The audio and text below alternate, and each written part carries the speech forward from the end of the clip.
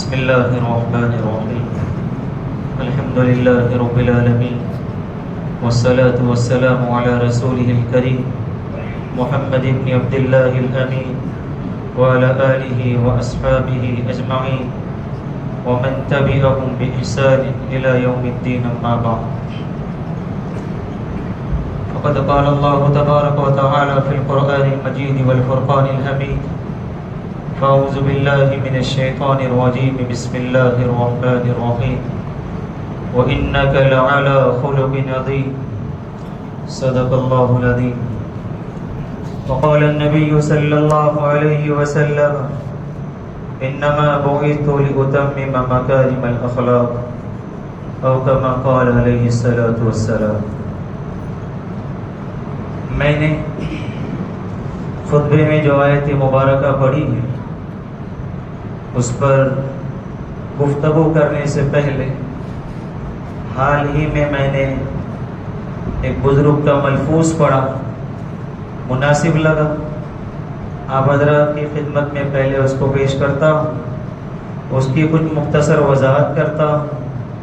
اللہ کرے کہ وہ ہم کو بات سمجھ میں آ جائے اور کہیں ہماری ناسمجھی اور غفلت کی وجہ سے ہماری آخرت ضائع نہ ہو جائے.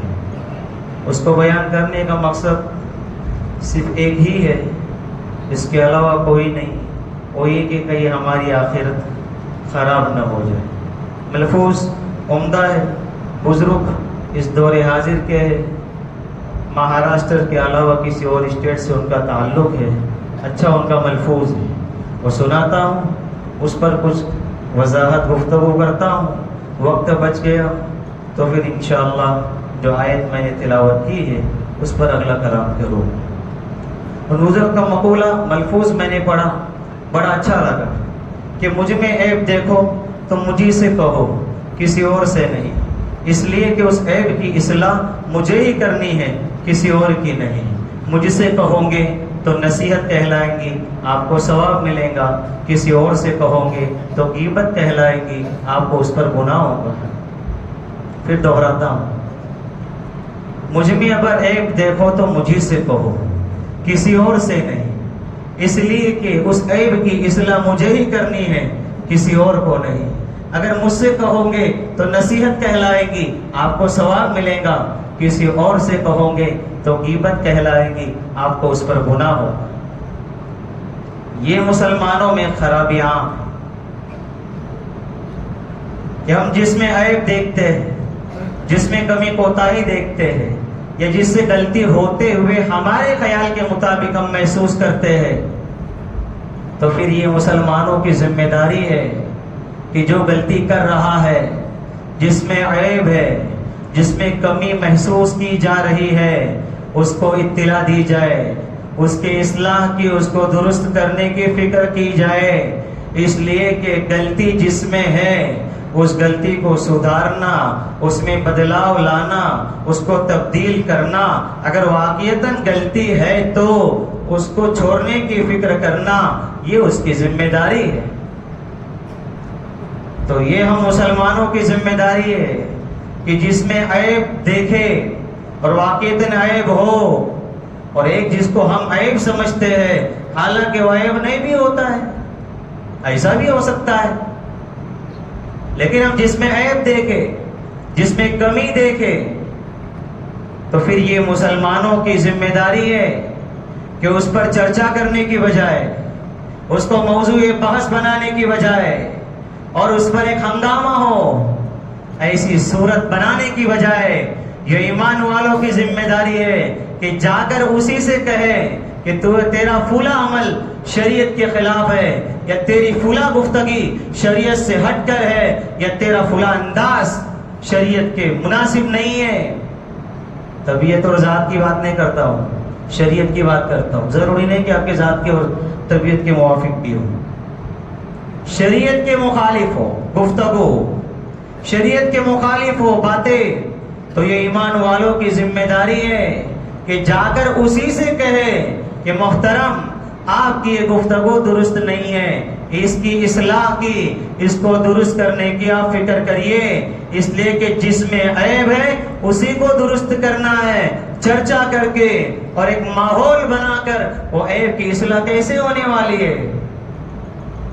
اگر مجھ میں عیب دیکھو تو مجھے سے کہو، کسی اور سے نہیں، اس لیے کہ اس عیب کی اصلاح مجھے ہی کرنی ہے، کسی اور کو نہیں۔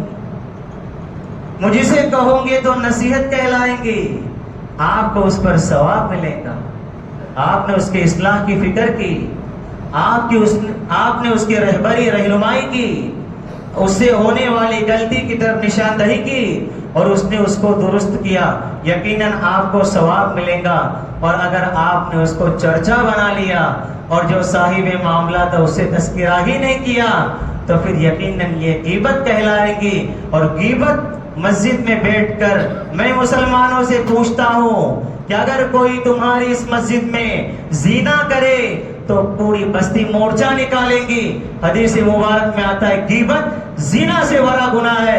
مسجد میں بیٹھ کر چرچے ہوتے ہیں اور غیبتیں اصلاح کے نام پر کی جاتی ہے، تو یہ غیبت زنا سے بڑا گناہ ہے۔ کوئی احساس نہیں۔ اچھا، کہے بغیر یہ کہنا کہ میں نے کہا، کہے بغیر یہ کہنا کہ میں نے فون لگایا، فون لگائے بغیر کہنا کہ میں نے ملاقات کی، پلٹ جھوٹ کا گناہ، دو گناہ۔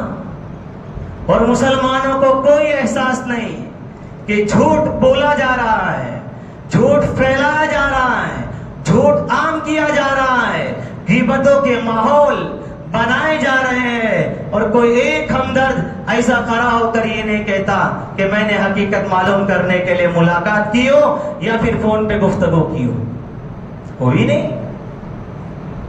یہ ضرور پبلسٹی ہے، واہوائی، برائی، شان جھاڑنے کے لیے ملاقات میں نے کی، میں نے فون لگایا، میں نے کہا کیا لگایا یہ سب؟ ایک بھی نہیں، ایک۔ کیا ہم لوگ دین سیکھتے ہیں غیر ایمان والوں کی طرح کہ انبیاء ایمان کو، دین کو کھول کھول کر بیان کرتے تھے اور غیر ایمان والے مخالفت کرتے تھے؟ ہم ایمان والے ہیں نا، ارے ہم ایمان والے ہیں نا، کون ہے ایمان والے؟ غیبتیں بھی، جھوٹ بھی۔ کیا آپ کو رسول اللہ صلی اللہ علیہ وسلم کا فرمان مبارک نہیں معلوم کہ بندہ ایک جملہ زبان سے ایسا کہتا ہے جس کو کوئی اہمیت نہیں دیتا ہے، لیکن اس جملے کی نحوست کی وجہ سے جہنم کی گہرائی میں چلا جاتا ہے؟ کیا فائدہ جھوٹ بول؟ ارے تنقیدیں تو انبیاء پر بھی ہوئی ہے حق بیان کرنے کی وجہ سے، اور اگر کوئی امتی محفوظ نہ ہو تو اس میں ناراضگی کی بات کیا ہے؟ تنقید کرنے والوں کو اگر آپ پانی پر بھی چل کر دکھاؤں گے تو وہ کہیں گے کہ اس کو تیرنا نہیں آتا ہے، اور اگر ہوا میں بھی اڑ کر دکھاؤں گے تو کہیں گے اس کو چلنا نہیں آتا ہے۔ ان کا کام ہی ہے، ان کا تو کام ہی ہے تنقید کرنا۔ لیکن ذمہ داری ایمان والوں کی، ایمان والوں میں بھی خواص کی یہ ذمہ داری بنتی ہے کہ اپنے جیسے اپنے فیلڈ کے اگر کسی شخص کی کوئی بات اگر نامناسب لگے تو اس سے ملاقات کر کے اس کو اطلاع دی جائے اور اس کی اس غلطی کی نشاندہی کی جائے، نہ یہ کہ اس کو غیبت کا موضوع بنا کر، جھوٹ پھیلا کر ایک پروپیگنڈا کیا جائے۔ یہ ایمان والوں کے لیے مناسب نہیں ہے۔ ہم کس دور میں جی رہے ہیں؟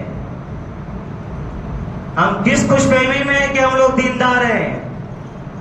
دکھ کی بات۔ اسی لیے پیارو، اپنے مزاج کو بدلیے اور صحیح معنوں میں ہم دیندار بنیے اور دین کی مخالفت کے لیے ہم ذریعہ بنے، اس سے اللہ سے پناہ مانگے، اس لیے کہ کسی سے کوئی ذاتی دشمنی نہیں ہے۔ دین کو بیان کرنے میں کون سی دشمنی ہے کسی سے؟ ایک بندہ ایسا کھڑا ہو جائے جس سے کہنے والے کی دشمنی ہو، ایک فرد واحد، ایک، کوئی کسی سے دشمنی فکر آخرت، وہ مناظر، وہ ہولنا کیا، وہ قبر کا عذاب، وہ میدان محشر کی گرمی اور وہ جہنم کی سزائیں، یہ ہم کو کہیں بھگتنا نہ پڑے، بس صرف اس سے بچانے کے لیے یہ فکر ہے۔ باقی اس میں کیا پبلسٹی ہے، اس میں کوئی شہرت ہے، اس میں کوئی واہوائی ہے جس کو بیان کرنے کے بعد لوگ ناراض ہو، مخالفت بھی برداشت کرنی پڑے، تانے بھی سننے پڑے؟ یہ سب کون قبول کر سکتا ہے عقل مند، سوائے اس کے کہ کہیں جو ایک ذمہ داری ہے اگر اس کو ادا نہ کیا گیا تو یہ امت کہیں جہنم میں نہ چلی جائے۔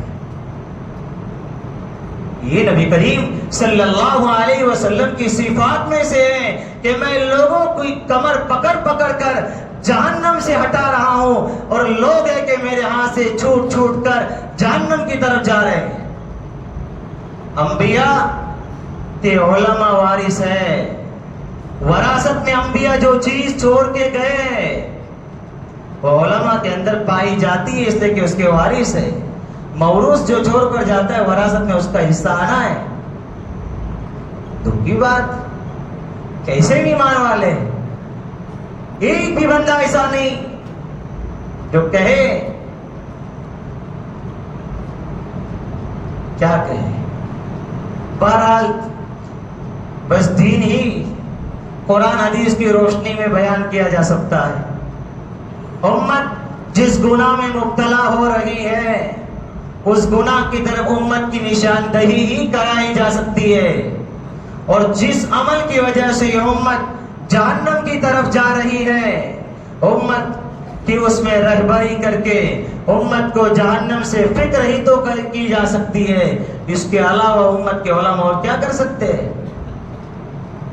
عجیب بات ہے، مشورہ دیتے، بولنے کا کچھ فائدہ نہیں، امت عمل نہیں کرتی ہے۔ قرآن حدیث ہم لوگوں نے پڑھا ہے، قرآن کہتا ہے انما علیک البلاغ، دین پہنچانا مولویت تمہارے ذمہ ہے، امت کو عمل کروانا تمہاری ذمہ داری نہیں ہے۔ امت عمل کرے نہ کرے، دین پہنچانے کی ذمہ داری علماء کی ہے۔ انما علیک البلاغ لست علیہم بمسیطر، آپ ان پر زبردستی نہیں کر سکتے عمل کے معاملے میں۔ حضور سے کہا جا رہا ہے آپ کے ذمہ دین پہنچانا ہے، پہنچائیے، ختم۔ کون عمل کرتا ہے نہیں کرتا اس سے کوئی بات نہیں، اس سے ہم لوگ مایوس اور نا امید ہو کر بیانات چھوڑنے والے نہیں ہیں۔ دین پہنچانا امت کے علماء کی ذمہ داری ہے، اور یہ دین امانت ہے، امانت میں خیانت کرنا اللہ کی نگاہ میں منافق ہے، اور کون کیسے پسند کر سکتا ہے کہ وہ منافق ہو کر مرے؟ کچھ بھی نہیں۔ عجیب بات، کیا آپ کو سناؤ، بس وقت بھی ختم کر دیں۔ اسی لیے درخواست، اللہ کے بندو درخواست، اللہ کے واسطے اپنی زبان کو کنٹرول میں رکھو، اس لیے کہ آپ کی گفتگو کی تعریف نہ کسی کو خوش کرتی ہے، نہ آپ کی یہ مذمت، برائی اور غیبتیں کسی کی شان میں کوئی کمی کرتی ہے، نہ کسی کے حوصلے کو پست کرتی ہے، کچھ بھی فرق کسی کو نہیں پڑتا ہے۔ لیکن اللہ کے بندو اپنی واہوائی کے لیے، اپنی شان جھاڑنے کے لیے، چند لوگوں کے درمیان اپنی بڑائی بیان کرنے کے لیے، ارے کیوں ایسے جملے نقل کر کے اپنی آخرت خراب کرتے ہو؟ بس آپ کی آخرت کا مسئلہ ہے، باقی کوئی اور مسئلہ نہیں۔ نہ کسی کی تعریف سے کسی پر جنت واجب ہوتی ہے، نہ کسی کی برائی سے کوئی جہنم واجب ہوتی ہے، کسی پر کسی کا کچھ بھی موقوف نہیں ہے۔ ارے اپنی آخرت کیوں خراب کرتے ہو؟ غیبت جیسا گناہ جس میں جھوٹ بھی ہو، ارے زنا سے بڑا گناہ ہے، معمولی گناہ نہیں ہے، اور وہ بھی مسجد میں بیٹھ کر۔ کیا جاننے والے اور کیا غیر جاننے والے، تعجب کی بات ہے۔ اللہ کے بندو دین سمجھو، اپنے مزاج کو تبدیل کرو، اور کوئی رہبری کرتا ہو اس کی رہبری کو قبول کرو۔ ہونا تو یہ چاہیے تھا کہ ایک بندہ گڑھے میں گر رہا ہے اور دوسرا اس کو تھام لے، تو اس کی ذمہ داری تھی کہ وہ شکریہ ادا کرتا کہ اگر تو نے نہ روکا ہوتا، تھاما ہوتا تو میں گڑھے میں گر جاتا، دنیاوی نقصان اٹھاتا۔ ارے کسی کا کوئی آخرت کا نقصان نہ ہو اس کی فکر میں ہو تو پھر اگلا جملہ نہیں کہتا ہوں۔ تعجب کی بات ہے، میں تو مسکرانے کا ہی عادی ہوں۔ مجھ کو بات آتے ہمارے کہتے بھی آپ ہر وقت ہنستے رہتے ہیں، میں نے کہا دعا کریے ہر وقت اللہ ایسا ہی رکھے ہنستا، اسی لیے دعا بھی سکھائی ہے حضور نے، ازحق اللہ سنت آدمی پڑھے جب بھی کسی کو مسکراتا ہوا دیکھے تو۔ میں تو مسکراتا ہی ہوں اور مسکرانے بھی چاہیے، یہی سیرت ہے، یہی سیرت ہے۔ کیا آپ کے متعلق اگر کوئی کچھ کہے جبکہ آپ نے وہ کہا نہیں،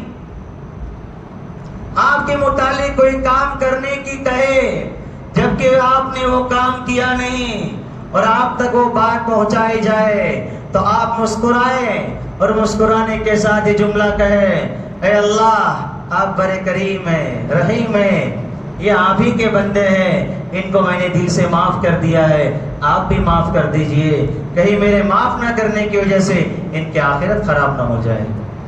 یاد رکھنا، کام کرنے والوں کے لیے دل کا وسیع ہونا اور دل کا بڑا رکھنا ضروری ہے، ورنہ چھوٹی چھوٹی باتوں سے اگر شکستہ دل ہو جائے تو دین کی خدمتیں کیسے ہوں گی؟ یاد رکھنا ہے جملہ، کام کرنے والوں کے لیے ضروری ہے کہ اپنے دل کو کشادہ رکھے، وسیع رکھے، اور اس دل کو حسد سے، دشمنی سے، نفرت سے، انتقام سے پاک صاف رکھے، اور رب کریم سے بار بار کہے کہ اللہ جنہوں نے میرے متعلق جو کچھ کہا میں نے دل سے معاف کر دیا، آپ بھی معاف کر دیجیے۔ یہ ہونا چاہیے اور یہ ہوتا ہے، لوگ اس طرح کرتے ہیں، کوئی مبالغہ نہیں، جھوٹ نہیں۔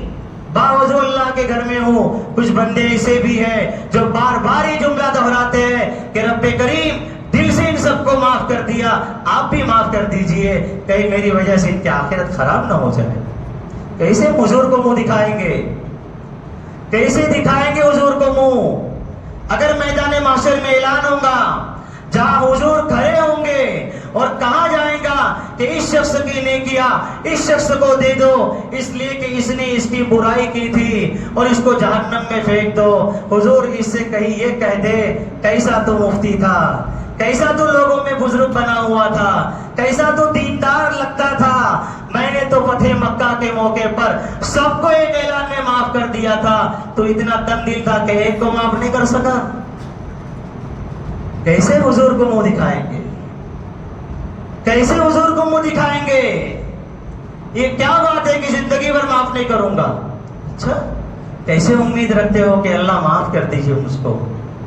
رکھتے کہ تم لوگ؟ یہ مجھ میں طاقت نہیں ہے کہ میں حضور کے سامنے اس حال میں کھڑا رہوں کہ مجھ کو لوگوں کے حقوق دیے جائے، نیکیاں مجھ کو دی جائے اور ان کو جہنم میں پھینک دیا جائے، اور حضور مجھ سے کہے ارے تم مفتی تھا، تو بڑا بزرگ لگتا تھا، تجھ کو لوگ دیندار سمجھتے تھے، میں نے فتح مکہ کے موقع پر ارے غیر ایمان والوں کو معاف کیا تھا، تو اتنا تنگ دل تھا کہ تو نے اپنوں کو معاف نہیں کیا؟